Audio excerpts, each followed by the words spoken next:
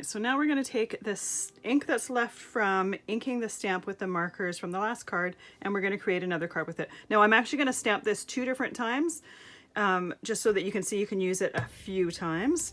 The other thing, so the very first time we stamped it, we got quite a dark image.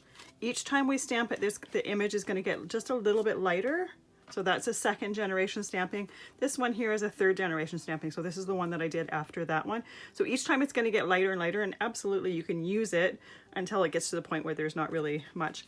This one here I didn't create a card with, but just so you know that you can use this a few times. And I did my inking for this with markers. You could try do it with ink pads. It's going to really depend on this stamp. Some stamps are going to be a little bit easier to judge where the different colors are and be able to separate them and ink them. Some, it's just really not going to work too well. And in my opinion, this flower is one where it really doesn't work quite as well. So now I'm going to mist this again and stamp it again. And this one I'll just put aside and make a card with it later.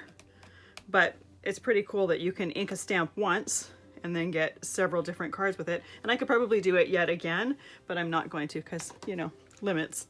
So this one I'm going to set aside. I'm not going to use this. This I'm just going to dry it a little bit before we go with the next step. For myself, my own opinion, this is just it's a little bit sparse. There's not a lot to it. So what I did was just stamp a text in the background just to kind of fill that out a little bit.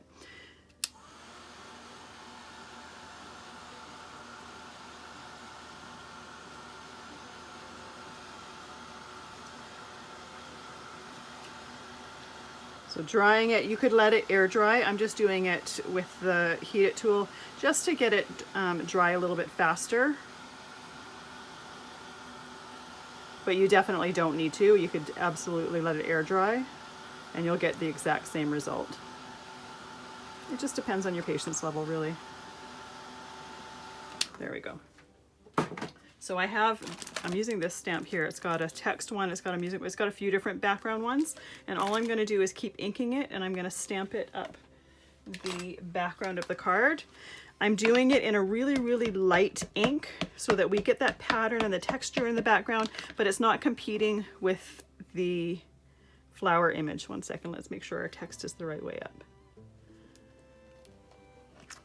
So if this was stamped too dark, then you would lose the image of the flower, and basically it would just be a little bit too chaotic. And the stamp here that I'm using is obviously kind of a border stamp. Easy enough to get a background, but if you had a background text stamp, you could absolutely use it. Even that music stamp I think would be really, really cool in the background. But the beauty of a set like this is you get several different background options within the same set. All right, there we go. Our background is done. Now I'm just using the same sentiment that I used for the last one. It could be, again, whatever sentiment you want. You could even use a die cut for a sentiment. There we go. And now let's glue our card together. I used the same layers as the last one, the same color layers. I just liked the way they look together, so.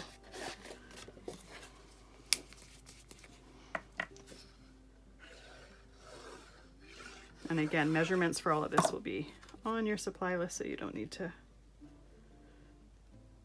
worry about having to write it down. But I kept all the mats for the different cards the same, just to get a little bit of continuity between the cards.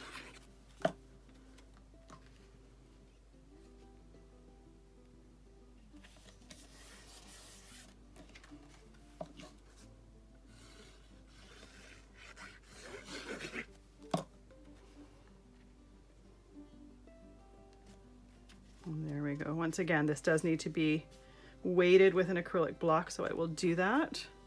But there we go. Another stamp, another card done with a stamp with markers directly to it.